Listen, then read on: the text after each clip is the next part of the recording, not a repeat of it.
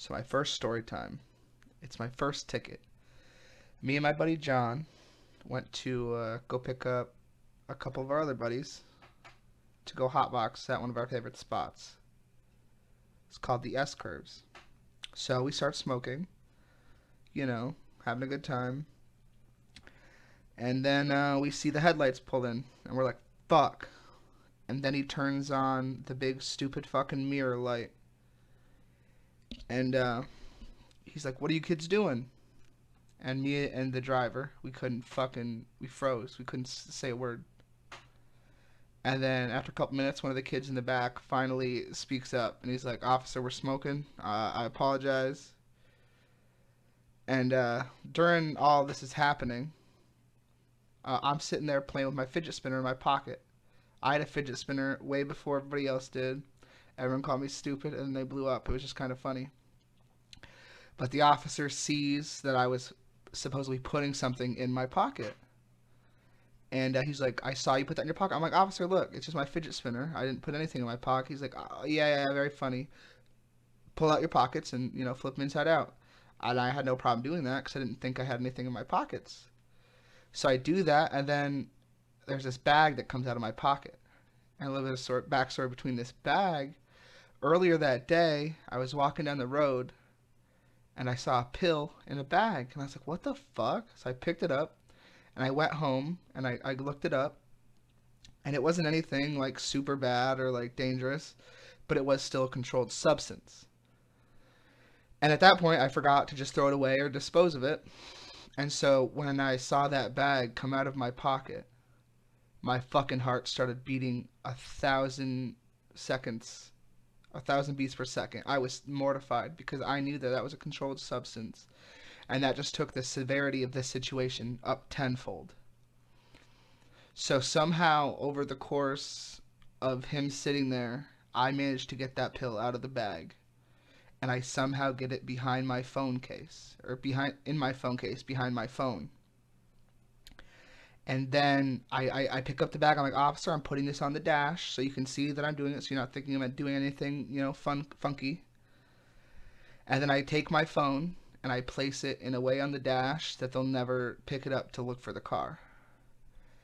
And then about this time, because it was Border Patrol, he had called backup, aka the police, and they get there and they start searching us. And the two buddies in the back seat are 17, so they're not legally allowed to search them. I'm not sure if they actually did or not, but we handed all of our stuff into the cops.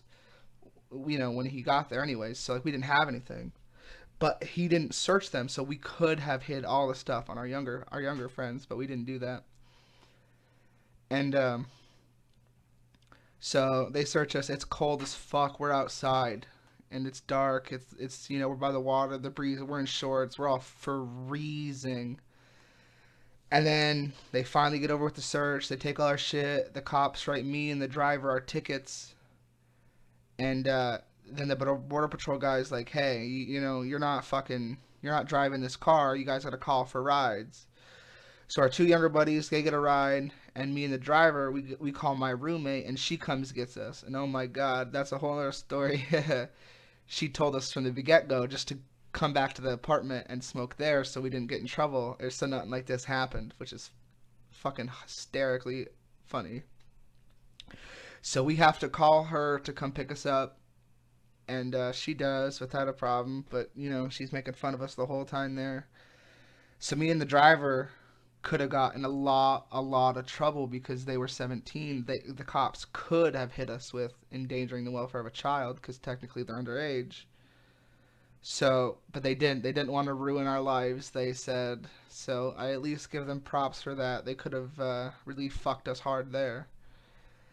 And so we get back to the house, and my buddy's like, "I'm done smoking. I'm never smoking again." And I'm like, "Bro, what the fuck? I need to smoke." And I had like 3 grams of keef saved up my grinder. So I go and I pack that all and I smoke all that to my face. I take my ticket and I put it in a fucking picture frame and I put it right above where I sit in my house. And it was like a meme. We ended up getting a 6 month ACD. I think that's what it was called.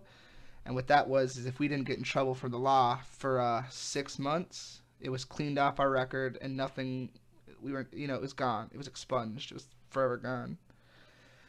But later that night, my buddy was like, I'm not fucking leaving my car there. So he ended up walking back like 45 minutes to get his car. And the Border Patrol agent was just waiting there. And he's like, yeah, buddy, you're still not taking your car home tonight. You got to come back tomorrow. And he was nice enough to at least give him a ride back that time. So yeah, that's the story of my first ticket.